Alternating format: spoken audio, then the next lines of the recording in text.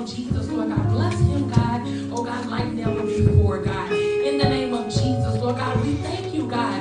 Oh God, in the name of Jesus, Lord God, for him, Lord God, on today, God. Oh God, I thank you, Lord God, for my husband on today, God. In the name of Jesus, Lord God. Oh God, I thank you, Lord God, for my prayer partner on today, God. In the name of Jesus, Lord God, I thank you, God. Oh God, in the name of Jesus, Lord God, for the man, God, that you have called him to be, God. Oh God, the husband and the father, God.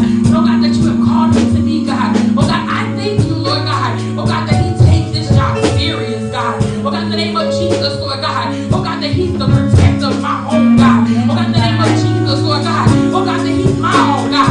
Oh God, in the name of Jesus, Lord God, that you have called him to be, God. Oh God, now I ask you, Lord God. Oh God, in the name of Jesus, Lord God. Oh God, to set, oh God, in the name of Jesus, Lord God.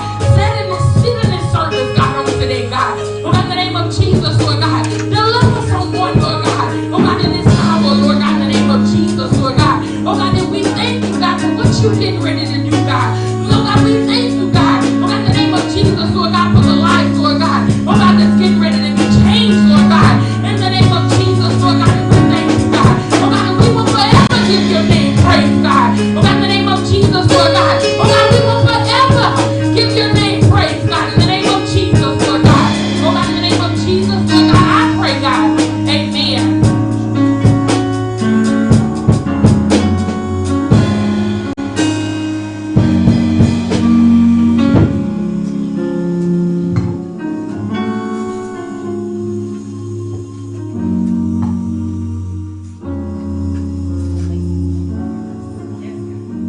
Praise the Lord, everyone. Praise the Lord. We're going to ask that you stand up on your feet.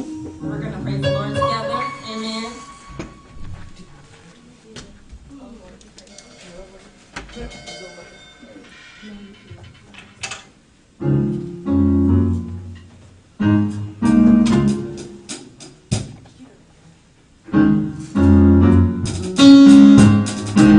Put your hands together.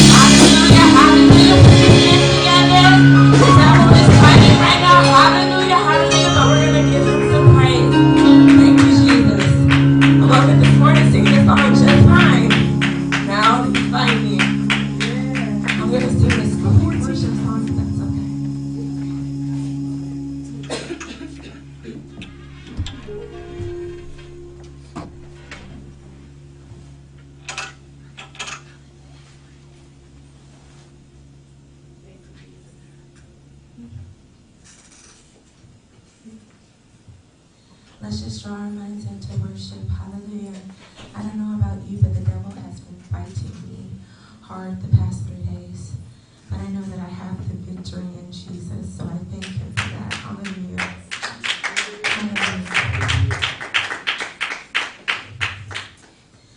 Hallelujah. You have won the victory.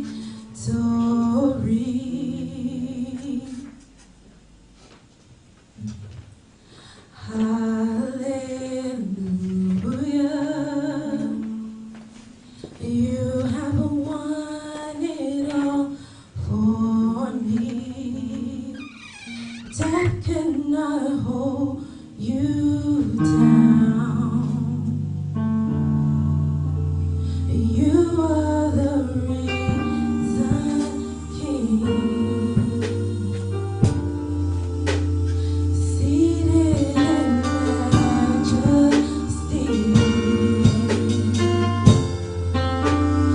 You are the risen King.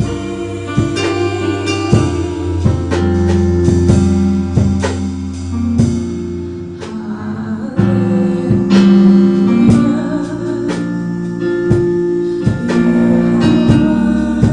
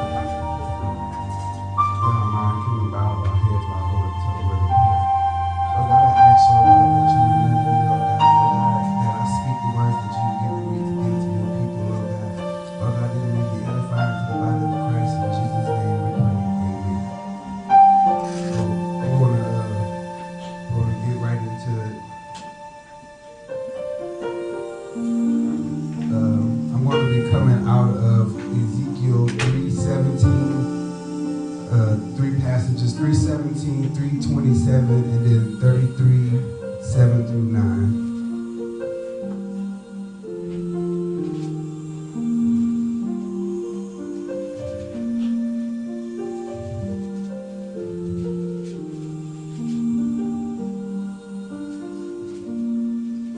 And 3:17 reads, Son of man, I have made thee a watchman unto the house of Israel. Therefore hear the word at my mouth, and give them warning from me. 27 reads, But when I speak with thee, I will open thy mouth, and thou shalt say unto them, Thus saith the Lord, He that heareth, let him hear, and he that forbeareth, let him forbear, for they are a rebellious house. And 33:7-9 reads, So thou, O son of man, I have set thee a watchman unto the house of Israel. Therefore thou shalt hear the word at my mouth, and warn them from me.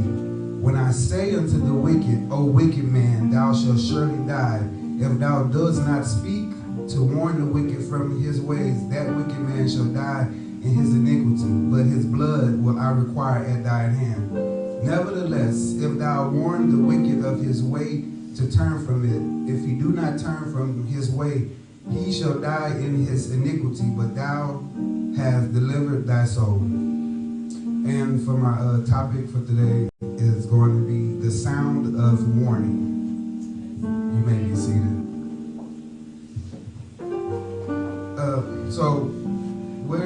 I'm coming out of the book of Ezekiel, and a little backdrop on Ezekiel. As I begin to study, I begin to read, and the first part where I read Ezekiel 3:17, it's he's pretty much he's been exiled from Jerusalem, and so one of the interesting things about him, he's one of the major prophets of the Bible, but he was called a dumb prophet, and so. As I read in 3:17, God called him to be a watchman, and so I looked up the definition of watchman. It says a member of a body of people employed to keep watch in a town at night. Now, a little about I wanted to know why they called him a dumb prophet, or why would they refer to him as a dumb prophet. So I began to read and do some studying, and so he was once again. I heard when I was here for the earlier service when Brother Nate was saying how they were warning the people of Israel, and so here it is again, another prophet warning the people of Israel on what to do or on what not to do or how to keep and so he was warning them, but he was giving them he was giving them warning, and so God shut his mouth, took his tongue and made it stuck to the top of his mouth, but he could only speak the things that God would allow him to speak. So here it is, he's living in a world and he's telling them what thus said the Lord, but he couldn't say nothing else because God would, every time he would say what God would tell him, it would be stuck, his tongue would get stuck back to the top of his mouth. So he was called a dumb prophet because they were like, you just keep saying these things. And then if you go through the chapters, you'll see that Ezekiel, the way that he would give messages, he not only would speak, but then he would do interpretive messages. And so he would go in the middle of the street and lie on the side, and and it represented things. And he was telling them, this is you guys, and you're going to be in bondage for this many years. And he kept on, everything he did, but they were looking at him as if this is not going to happen. And so as I was reading this, I would begin to, if you look at the children of Israel and their ways and what they were going through or what they were doing things of this time. We hear it say, oh, the end is near, and this is what he was saying, he was telling them that Jerusalem was going to fall, that Jerusalem was, it was a day coming and they need to get prepared. And it was like, when? So for 12 years his mouth was shut, but he was steady giving the warning. He was steady giving the warning, steady giving the warning. So, and I look, and when we read in the 27th verse, it called them rebellious. And if you go to the Message version, it calls them rebels. And I looked up the word rebel. It says a person who rises in opposition or armed resistance against an establishment, government, or ruler. And then they gave a synonym, agitator.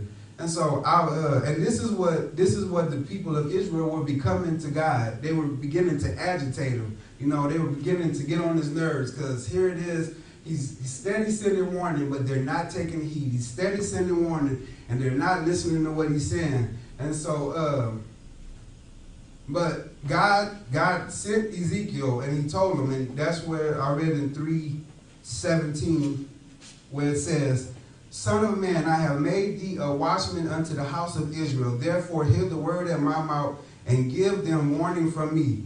So, in Isaiah 58:1, it says, shout it out aloud, do not hold back. Raise your voice like a trumpet. Declare to my people their rebellion, and to the descendants of Jacob their sins. It says, are we as watchmen declaring to God's people in the world their rebellion and their sins? It says, if we look around and see what is going on today in the world, it says wrong is being called right, right is being called wrong. We got homosexuality running rampant. We got preachers that are concerned more about fame and fortune, talking more about getting likes on Facebook rather than the souls of man. And this is how it was in this time. You know, they did what they want to do. And I mean, if you read from the 3rd chapter all the way up into the 33rd chapter, he gives warning from 3 all the way to 33. He steady warns him. And he's steady giving Ezekiel, he's steady giving him giving them visions and giving them signs and things to tell the people. And he's telling them, tell them this. And they're wondering how does Ezekiel see this? Because here he is, he's been exiled out of Jerusalem, but he's telling them what's going on. So God is revealing it to him. And so he steady warns. It says, 1 Peter 4:18, if it is hard for the righteous to be saved, what will become of the ungodly and the sinner? And so they kept on, they were like, we're God's chosen people. God, they even said it in here. They said, we're descendants of Abraham, and we'll inhabit the land. And because they knew that God had a covenant with them, but they had made God so mad. And so God, when you get into the 33rd chapter, it's a turning point, because it's at the beginning of that chapter it says, again the word of the Lord came unto me, saying, Son of man, speak to the children of thy people, and say unto them, when I bring the sword upon a land. And I was looking at that, and I said, it says that God brought the sword upon the land. And so, I'm like, God, we like to say, oh, God wouldn't do this, but God will allow certain things to happen when he is fed up. When he's fed up with what's going on with his people, when they won't listen, when they won't take heed, he'll allow things to happen. I was like, Lord, I don't want to talk about the corona, but this is stuff that, God is allowing to happen because he is looking for a sound. There's a sound that needs to go out from his watchmen. And so there's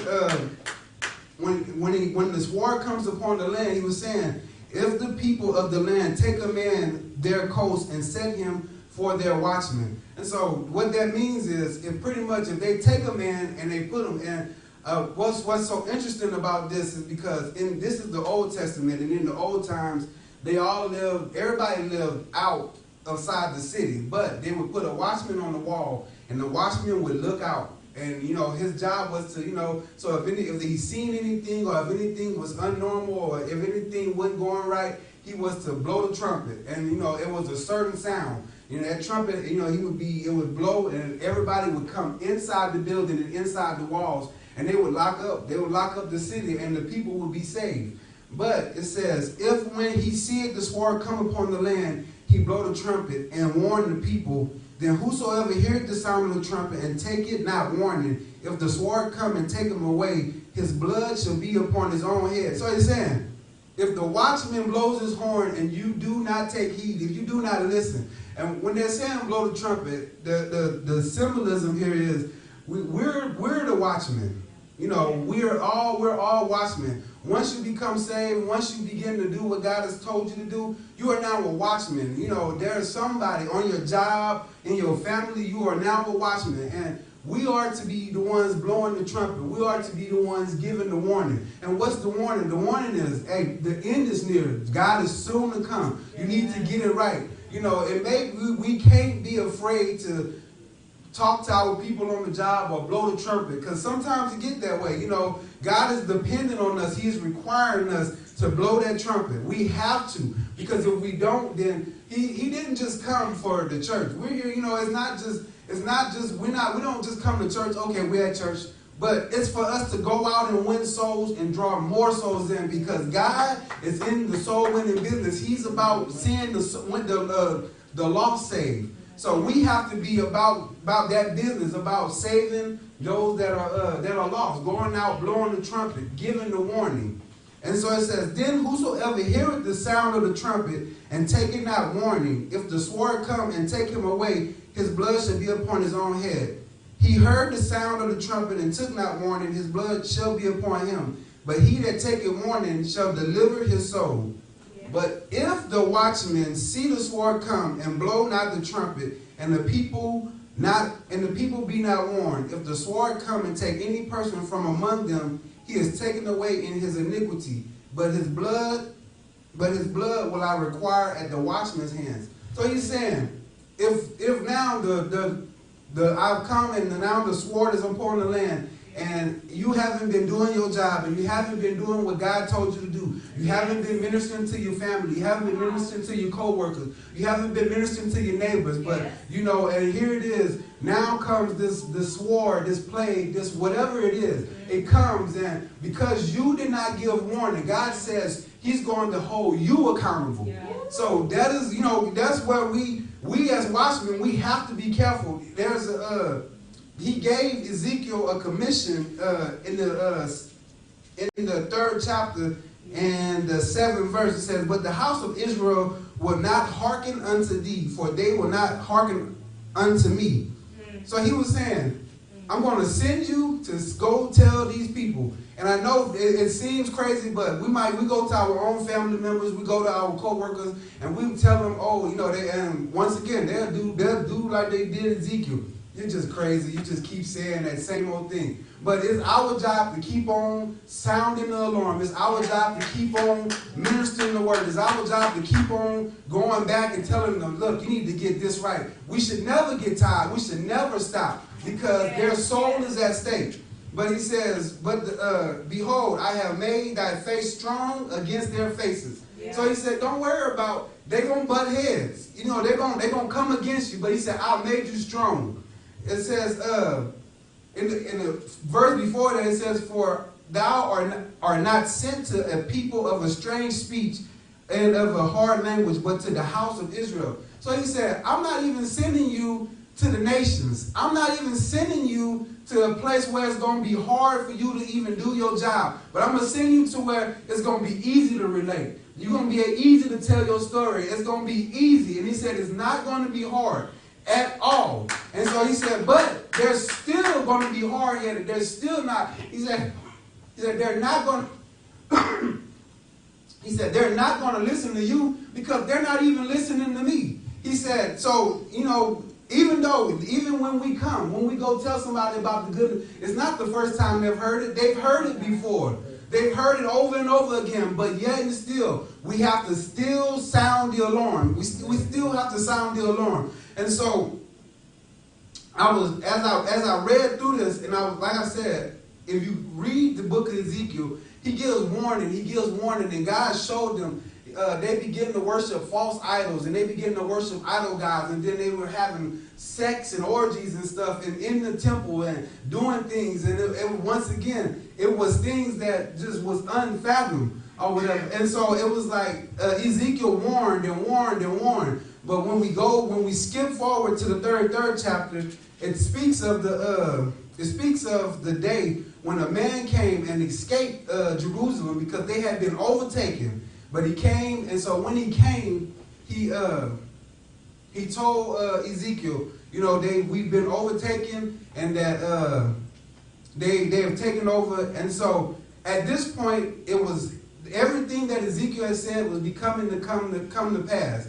And so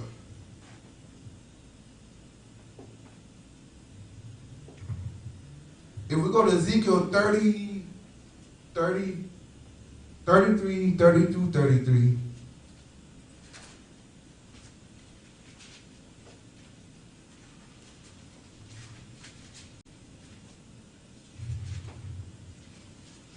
It says, and they come unto thee as the people cometh, and they sit before thee as my people, and they hear my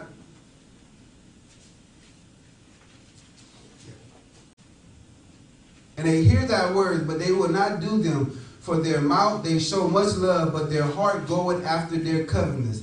And lo, thou art unto them as a very low song of one that had a pleasant voice, and can play well on an instrument. For they hear thy words, but they do them not. And when this cometh to pass, lo, it will come, then shall they know that a prophet had been among them. So he was saying, he said, everything that you had been saying, they come and they were watching you, and as you was lining the streets, and as you was doing the interpretive dances, and as you was doing this and doing that, they thought it was funny, and they looked at it as entertainment. That's just merely what it was. Look, hey, it's Ezekiel. He's up here, the dumb prophet, and he's up here, and he's entertaining us. And so they came and they heard the word. They heard the word. They heard the word. And so he was saying, if they would take heed, if they take heed to the word, and they turn from their wickedness, he said, I will save them. Nate was talking earlier about the remnant, and that's the remnant. Those that are going to take heed to what the warnings that the watchman is giving. We have to learn to take heed when warning comes. We've been hearing it over and over again. As I said, you hear the time is near, but as you see, the end days are being lived out right in front of us. If you go to Matthew 24, and 4, it says, and Jesus answered and said unto them, take heed that no man deceive you. For many shall come in the name, saying, I am Christ, and shall deceive many. And ye shall hear of wars and rumors of wars. See that ye be not troubled, for all these things must come to pass. But the end is not yet. For nation shall rise against nation, and kingdom against kingdom. And there shall be famines and pestilences, and earthquakes in diverse places. All these are the beginning of sorrows. Then shall they deliver you up to be afflicted, and shall kill you. And you shall be hated of all nations for my name's sake. And then shall many be offended, and shall betray one another, and shall hate one another. And many false prophets shall rise, and shall deceive many. And because iniquity shall abound, the love of many shall wax cold. But he that shall endure unto the end, the same shall be saved. This is the warning. This is the warning that we should be professing to the lost world, that the Lord is soon to come. When you see these things, when you see that pestilences and diseases and earthquakes and rumors of war, he said this is just the beginning, but he said this is when we should know we need to start learning to get our house in order. We need to start learning to take heed. We as watchmen, we have to be like Ezekiel. We can't be, even though they're going to be hard-faced and, I don't care what you say, and I don't care, I'm going to do me. But we still have to speak the word. We still have to do what God has called us to do, because that is what we are required as watchmen. A lot of people, they're like, they say watchmen. When you hear watchmen, you think of pastors. But it's not just pastors. Pastors are watchmen over their flock. But who's the watchman over your family? Who's telling your family what's going on, what they're doing wrong? This week, as Sister Jocelyn said, she said it was a trying week. It was a trying week for me. I must have, the devil, my hand is all beat up because I was trying to change brakes, and I couldn't get this loose, and I had my finger swollen, and then I got the brakes changed, and I didn't have no brakes on the car, and I was like, I don't understand, but the fight was real this week. It was real, but I know what it is. My thing is, I know what I'm supposed to be doing. I have to get this message out. I know the fight was real because there is a message that has to be brought out to the people. We have to understand that, the devil is going to bring opposition. He's going to bring trials our way. But we got to be strong. We got to be tough. We can't give in. We can't be weak. You know, so as I went on throughout the week, the Lord it was funny because I would wake up at 3 o'clock every morning and I would go, what is going on? Why am I up right now? And so I was having dreams, and the dreams were just what things I was studying, and I was going. And so I had a dream that a boss was doing something wrong, and that God was telling me, you need to go tell him that he's doing it wrong. That is what God is going to require of us. He's going to require us to be the one that is going to be righteous. We have to, right? Holiness is still right. You know, just because it looked like the crowd going and they doing this, and it seems like, oh yeah, everybody doing it, so I'm gonna do it. Trust me, that ain't the way you want to go. That is not what you want to do. You want to be the one that takes a stand and say, that's wrong, y'all shouldn't be doing it, don't do it. That's what God is requiring us as watchmen. We got to be the one that's going to tell the lost generation, or tell the ones at our school, or tell the ones that's on our job. That's not right, man. You know you're still in time. You know you're not doing the right thing. We got to be the one that's going to take a stand and tell the ones that we see inside the ministry that are doing wrong that, you know what, that's not right. You're not living a righteous life, and God is going to hold you accountable because other people are watching us. They're watching the things we do. They're watching the things that we say. Everything that we say, they're watching us. And we got to be mindful of that. We got to understand that God is holding us accountable. Because if we're not blowing the trumpet and then God returns and they get left behind, that blood is on our hands. It is on our hands. We got to understand that it is our mission. It is the commandment by God that we tell them what is right and what it is that that they need to do to be saved. It's a lost world out here, and they're looking, they're seeking, but when they come to us, you got these so-called Christians that we see, Steve Harvey's a Christian, and this person's a Christian, and that person, all these celebrities are Christians, but here they are, they're living just this any kind of life and want to proclaim the name of God. That should not be. We should be able to want to go and say, no, they not living right. That's not right. I don't care what he say. I always hear Steve Harvey say, God not through with me. When will he be? Come on, when will he be? Are you going to, because my God, the God I know is not an imperfect God. My God is a perfect God. He finishes what he started. So if he started a good work in you, he's going to finish it. So we got to stop, all these cliches and all these things we're allowing the world to say and the world to give, Tyler Perry want to give advice. But here you are on a stage in a dress. I don't care who you are, or how much money you make, or what you're doing. That is wrong. Because what does it lead to? It leads to this homosexuality. I'm confused now. Because they've been watching you in the dress for 6 and 7 years, 8 years. We have to be the one to stand up that's going to take the word. The reason why I went with my topic, the sound of warning, is, my thing is, are you the sound of warning? Are you the one telling people what they should be doing? Are you the one that's going out, bringing the word and saying, this is not right? Are you the sound of warning that is being heard in your house, in your family, on your job? Are you the sound of warning that the world is going to hear? God is looking for a sound. And when they first gave me the task to minister, I said, Lord, well, what do you want me to speak on? He said, I'm looking for a sound. And so I was like, okay, this is going to be easy. He's looking for a sound. So he wanted his people to cry out. And I'm going to just go find, where the children of Israel cried out. And God heard they cried and he saved them. And so I was looking it up and I began to study. And he was like, nope, that's not it. And so I was like, God, I'm not understanding what sound. And so he said, I'm looking for the sound of the watchman that is blowing his trumpet and warning my people. Warning my people and letting them know that it is time to get it right. It is time. We can't just be in these four walls. We got to go beyond these four walls. We got to go out here and reach the lost. We got to go out here and get those that are on the corners that are not saved. We got to be the ones to go out there and minister. Because if we don't go out there and get them, they won't hear it. That's why God has called us. He has mandated us to do this will, to do this work. And that's all I have for today.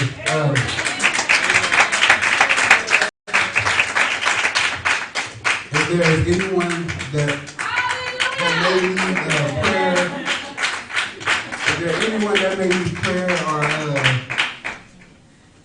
or a prayer request, just you can come up.